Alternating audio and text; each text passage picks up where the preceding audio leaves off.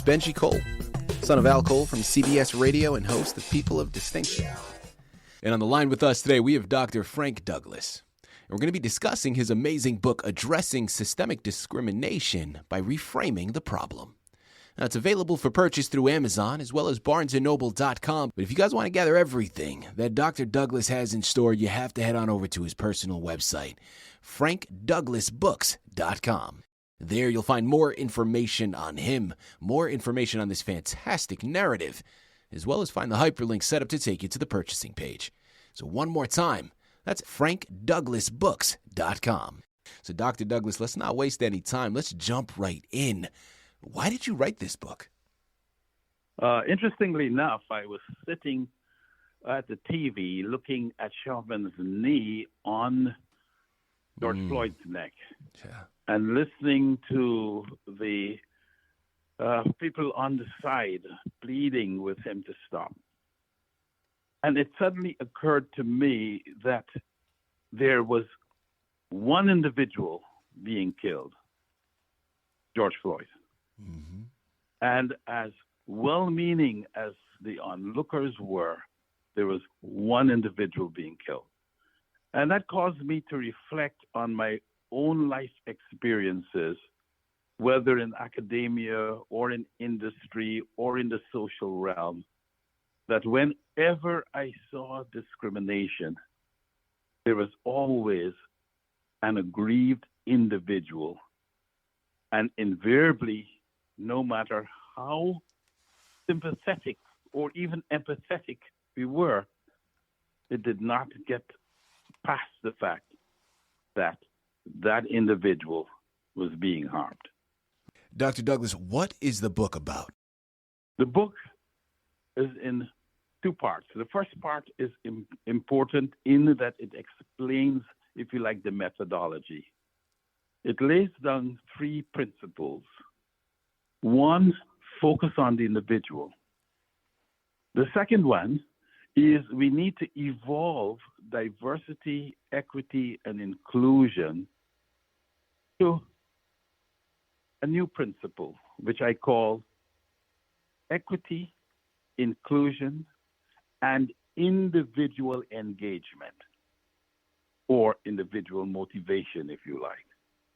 Because the way to really determine whether someone is being included, whether someone is being treated equitably, is whether that individual is engaged in the activity, in the company, in the society, in the family, you name it, in the community.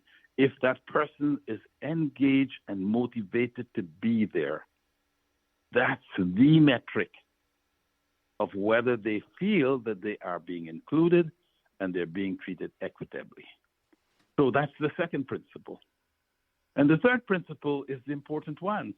And you mentioned it, we can't be victims. We have to have a way of dealing with these issues that are affecting us when we are discriminated against. And we have introduced the principle of reframing. And the whole point of reframing is to empower the aggrieved individual to have the type of dialogue that enables for that individual a solution that is productive.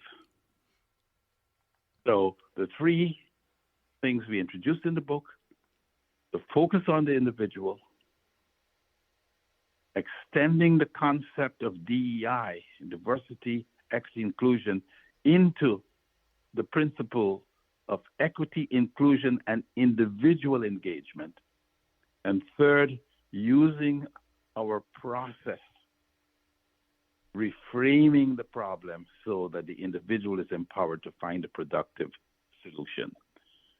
The second part of the book are a number of interviews from individuals from several areas, from academia, from the health industry, from government, from the regular industry, a number of individuals whom we have interviewed. We have a particular process by which we conduct the interview. We listen to their story, and then we take them through the reframing process to come up with a solution for their particular issue that is productive. And I will warn you, there are some times when we simply say, after going through this process, the solution actually is not finding a better problem to solve, which is part of the process, but is, and pardon the language, getting the hell out of that situation. Dr. Douglas, what a fantastic segue that you've established, because the next question that I want to go into is the title of your book, Addressing Systemic Discrimination by Reframing the Problem. Now, you've already started to go into that mentality, right, in reframing. So I want to go in a little bit deeper here. In your opinion, what does reframing mean? Let me give you an example. When I completed my Ph.D. from Cornell in chemistry, my first job was at Xerox. And for 3 months, I could not get a very good project. And one day, a white young man joined our group. And within 1 week, he was assigned to the hottest project we had going on in research and development at Xerox. And I went to my boss and I asked him again, when am I going to get a good project? Mm-hmm. And I got the usual answers. And then a very strange thing happened. I said to him, you know, Steve, think about me not as though I am Frank, but as though I am Bob.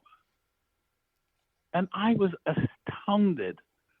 I could see the recognition coming to him in his face. And he said to me, you know, Bob has only been here a week, and I have put him on X project, which was the hottest project. I was so angry. I left his office, ran down to the office of the senior vice president to give him not another example, yet one more example of how I was being discriminated against. Now, years later, I thought about that incident and realized that I had missed something very important. The senior vice president had made it a point of hiring young black PhDs because at the time there was only one black PhD in research and development at Xerox. So that summer he hired 3 of us. And what I missed is because he had put himself on the line and hired 3 of us, it was actually probably more important to him that Frank Douglas be successful than it was important to Frank Douglas. So had I gone to him and had I said, you know, Dr. Tribus, could you help my boss find me a good project? I may have retired from Xerox because, 1, that was in his sphere of influence. 2, had he gone to my boss and said, you know, find the man a good project, it would not have been lost on my boss that the senior vice president had come to him with that issue. He would have gotten it solved. And 3, most importantly, the outcome I wanted was to get a good project. It wasn't for the senior vice president to go and have tough words with my boss. I just wanted a good project. And so had I reframed my question and asked him to help my boss to get me a good project, I would have received my outcome. And so the whole point of reframing is focusing on what is the outcome you want, and going through a process which we have in the book to help you find what is the reframed problem you should address to get to that outcome. A new version of Addressing Systemic Discrimination by Reframing the Problem. Until You Walk in My Shoes, a reframing methodology to overcome systemic discrimination by Dr. Frank L. Douglas. Jack Canfield, co-author of the Chicken Soup for the Soul series and the book, The Success Principles. I think it's a brilliant book. I really strongly encourage it. Everyone to read it. It's great if you're an aggrieved person. I want you to read it. And if you're someone who is managing a company or a division of a company, I think it's really important at this time in history to read the book. Don't miss this powerful and eye-opening exploration of the path to change. Until You Walk in My Shoes, by Dr. Frank L. Douglas. Coming soon.